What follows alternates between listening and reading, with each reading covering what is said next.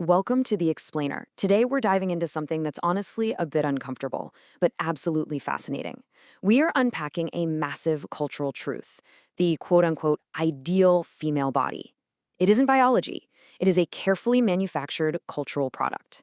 From the intense lighting rigs of old Hollywood to the deep-seated racial biases woven into our history, the shapes we've been told to admire, well, they've been engineered, packaged, and sold to us for well over a century. So I want to kick things off by asking you a really crucial question.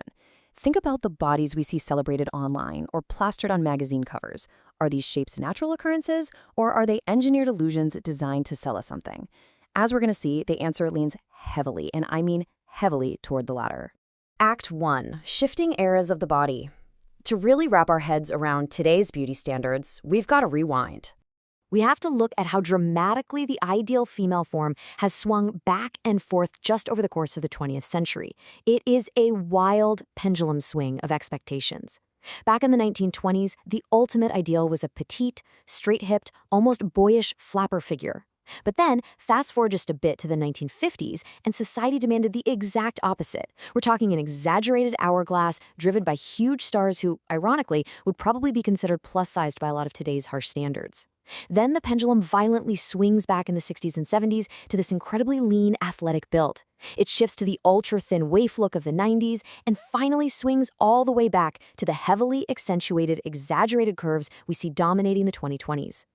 The stark contrast between the 1960s Twiggy ideal and the 1920s boyish flapper is just the perfect example of this. You've got the deliberate extreme thinness of the 60s compared right up against the flat, straight lines that were the absolute pinnacle of beauty in the 1920s.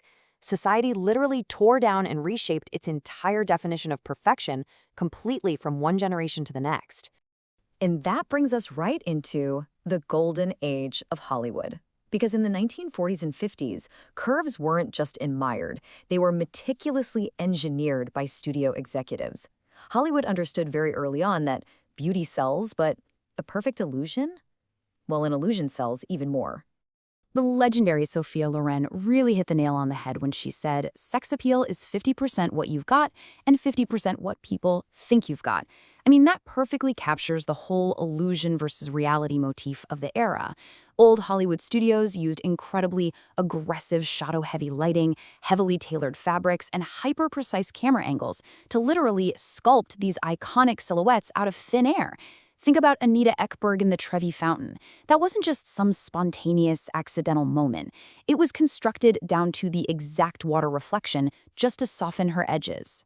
The juxtaposition between stars like Dorothy Dandridge and Lana Turner is just wild to me. On one hand, you have Dorothy Dandridge, the very first African-American nominated for a Best Actress Oscar. She brought this incredible, natural, quiet control and a really grounded movement to her frame.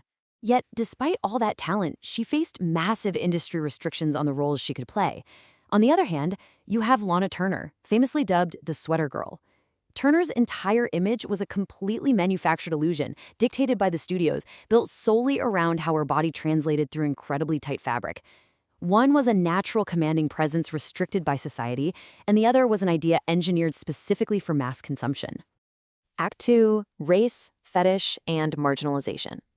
Now, as we dig deeper into this, we absolutely have to look at the darker, hidden mechanisms of beauty standards. We need to examine how the exact same curves were treated radically differently depending on a woman's race. There's this really fascinating concept called piecing, a term coined by the scholar Jasbir K. Puar. Now, piecing is basically when society fragments women's bodies purely for profit. Think about our modern cultural obsession with isolating and commodifying really specific features, like large hips or full lips. Society basically rips these physical traits out of context, packages them up as trendy commodities for mass consumption, all while simultaneously marginalizing the actual women of color to whom these features traditionally belong. The historical hypocrisy here is just staggering. When a curvy figure was featured on a white actress like Marilyn Monroe or Anita Ekberg, it was praised. It was glamorous. It was seen as desirable development. But historically, those exact same features on black women, like Saartjie Baartman, who was tragically paraded around 19th century Europe as the quote-unquote Hottentot Venus, were used to exoticize them. They were demeaned and labeled as deviant or excessive. The body shape was literally exactly the same, but the societal reaction was entirely dictated by race. And, we can see this evolution bleeding right into media representations, too. For decades, larger, curvy bodies were completely relegated to underground fetish art. You think of the Amazonian drawings by artists like Namio Harukawa, where the fat body was hypersexualized but deliberately kept hidden from polite society. Today, though, those same dominant visual tropes have been pushed right into the mainstream, primarily through high fashion shoots with prominent models like Ashley Graham. The imagery has moved from the shadows to the spotlight, sure, but it honestly often still relies on those exact same historical tropes of aggression and dominance. Act 3, Commodification and the Modern Booty Boom. This brings us right to our modern era. In the late 90s and early 2000s, artists like Jennifer Lopez, alongside the absolutely massive influence of hip-hop culture, finally pushed the curvy, racialized silhouette into the global mainstream. The quote-unquote nearly buttless look of the 90s was officially out, and the bootylicious era had arrived. Which brings us to a very specific number. $15,000. That is the starting price for Dr. Anthony Griffin's famous Brazilian butt lift surgery. This right here is the ultimate commodification of the human body today. We have quite literally reached a point where an ethnic physical trait has been turned into a purchasable, high-end consumer good.